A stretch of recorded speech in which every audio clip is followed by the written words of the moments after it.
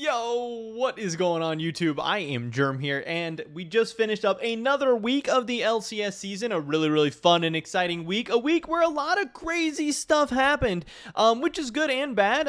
It's always good when some crazy stuff happens, 'cause that means we have more to talk about, that's more fun, that's more exciting, that's more hype. It's easier for me to come up with video ideas, when the storylines kind of make themselves, but in some ways it's also bad, and we have a bunch of random outcomes, and everyone's beating everybody, and there's crazy upsets and trash talk and all this stuff. It worries me a little bit looking ahead to like international competition and stuff like that, because when everyone's beating everybody, is it more likely that everybody sucks or that everybody's good? If you're talking about the LCK or the LPL, maybe there's a chance everybody's good. But when you're talking about the LCS and you're talking about some of these lower tier teams and historically teams that have not been very good, or maybe more inexperienced or risky lineups or whatever, pulling off a bunch of wins, that has me a little bit worried about the future. And obviously today we are going to be talking about Counter Logic Gaming CLG and their hot start to the season. So let's take a look at the LCS standings right now, where you'll see CLG after 2 full weeks of the LCS, only 5 games. We still have 13 more games left to be played.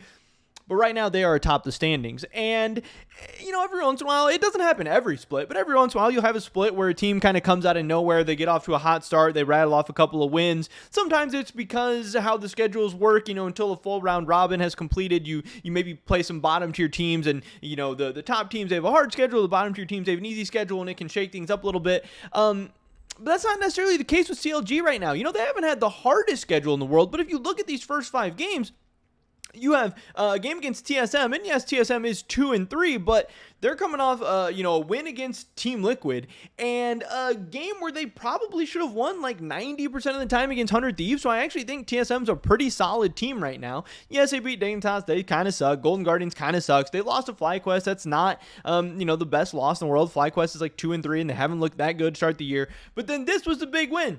Evil Geniuses coming in at 4-0, where CLG was 3-1. This was a battle atop the standings. The winner was going to be, in first place, obviously, and the loser was going to be below them. And CLG came out and won this game. This was very back and forth. This game went to multiple Elders, which is a really crazy game where CLG really pushed EG to the test, but it also wasn't a game where, like some crazy fluke happened in the early game. CLG, gets out to some monster gold lead. EG tilts off the face of the earth. No, this is a back and forth slugfest that went the distance and went very strong. And CLG had to make multiple different really big and interesting plays to pull this one out. So this is crazy. This is exciting, and this is cool. And when you start to look at some of these CLG players, Dokla, we had heard this guy went down to Academy, figured a lot of things out. We had heard coming into the year that there was a lot of people excited about him. A lot of people, said that we're going to see a whole different version of Dokla. This guy was going to be a renewed player, but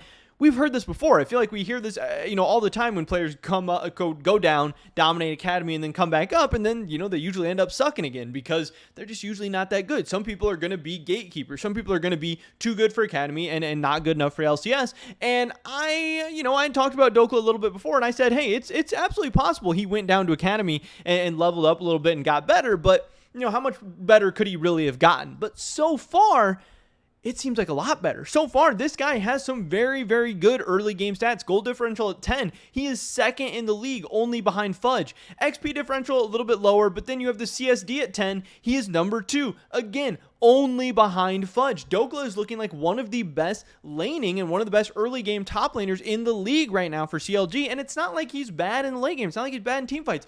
Dokla so far to start the year has looked like one of the better top laners in the league. Now, yes, again, obviously when your team is winning, when your team's playing well, when your team's 4-1 and top the standings, sometimes stats can be a little skewed. Sometimes stats, will get kind of, fudged a little bit and stuff. But your early game stats usually aren't going to be affected by that too much. Usually your stats, especially at 10 minutes, so some websites look at like 14 minutes, 15 minutes. You're looking at 10. That is going to be more of an isolated incident, more of an isolated situation. We also have another guy who's having a kind of revitalized split so far, and this is Contracts. Some people, said coming into the year he might be the worst jungler in the league. Some people said he might be one of the worst players in the league. But all of a sudden, this guy looks really good. This guy looks really strong. You'll see at gold differential at 10, he is 4th in the league right now behind Blabber, Jose Dioto, and Spica, some really good junglers. XP differential, again, Contracts not super super good. He's like 5th, but even still, that's, not the worst in the league by any means. And then you have his CSD where he is 4. So he's in like the top half of all junglers and stats, which again, it's not like he's, number 1 or anything like that. It's not like he's absolutely dominating, but he is doing really, really good. He's doing a lot better than people expected. Also, first blood percentage, he's 2nd in the league, only behind Blabber. We know Blabber's an early game maniac. Contracts is getting a lot of things done. Contracts and Dokla, this top side of the map for CLG, is really strong to start the year, and that's surprising a lot of people. I still think Palafox is pretty weak in the mid lane.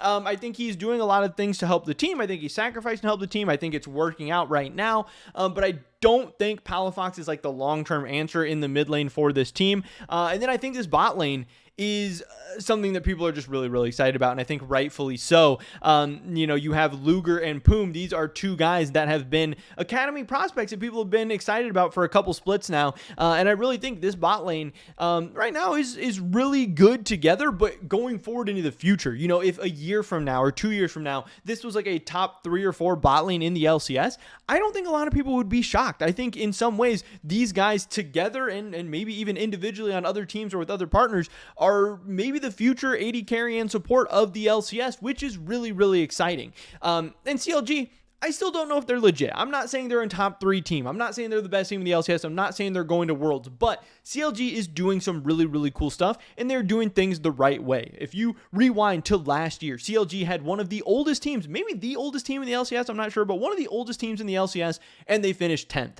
That is an absolute disaster. That is a shit show. That's a dumpster fire. They had the Bud Light Ace moment. They had all these different things. CLG was just a circus of an organization, just clowns all over the place. And they brought in a ton of new people, a ton of new faces. They went young. They go after, a lot of guys with a ton of talent and a ton of potential. Again, Contracts at one point was one of the hottest prospects in the LCS. Palafox at one point was one of the hottest prospects in the LCS. Then you have Luger and Poom, who are right now some of the hottest prospects in the LCS. So a lot of this CLG team was made with a ton of pedigree, very high ceilings, and it was very risky, and it was probably not going to work out. In last split, CLG wasn't that great. They were like 8th place, something like that. But they won some games, and they weren't 10th. They were improving, and they had a bright future ahead of them. And even if only a couple of these prospects worked out, that's fine. That was still going to give CLG so much more resources and so much more talent to work with than they had previously. So this CLG team is doing some awesome, awesome things. And again, even if you think they're a pretender, even if you think they're going to drop in the standings, they're going to go on some crazy losing streak, whatever, this is still a huge improvement for CLG. If you look at the spring split of 2022, CLG won 6 games. They went 6-12, 6 wins out of 18. Right now, 5 games into the season, they have 4 wins already. There's 13 games left to be played, and this CLG team only has to win 2 out of 13. To tie their record from last split. So it does seem like this team, from 2021 to 2022 in spring split, they improved. It seems like in summer they're improving again, and still all these players are very young, inexperienced, and they all seem like they are getting better. It seems like the management, the coaching staff, and the players are all trending in the right direction for CLG. And, 1 year ago, these are conversations that I and many other people in the LCS scene would not have even been thinking that we'd be having right now. Also, this whole thing makes the Reggie, I'd never let us become CLG. I'd sell my house, my car, all that stuff. Makes that even funnier because CLG is, going younger, going inexperienced, going cheap, and still continuing to outperform TSM, even in a split where TSM looks like they are better.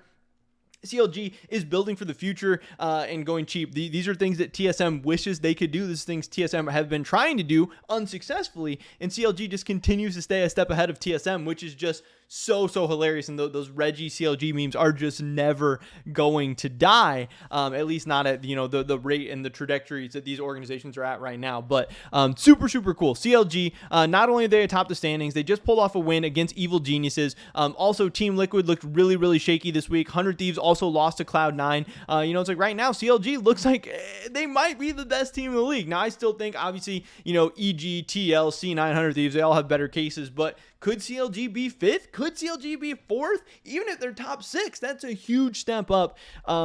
And, CLG, one of the real OG orgs in the LCS, a team that at once upon a time had way more fans. if CLG gets hot, if they go on a little run, we could start to see a lot of CLG fans come out of the woodworks, and out of nowhere, this could all of a sudden be an interesting, exciting team.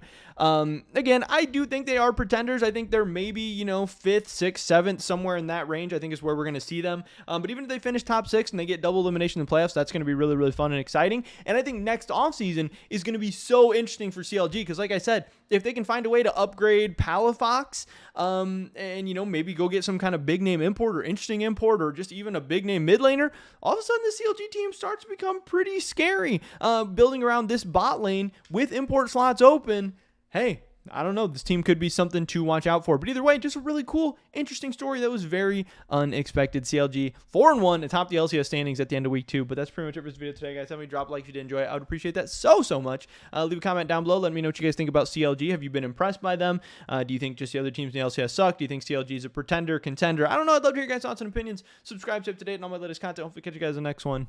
But until then, peace.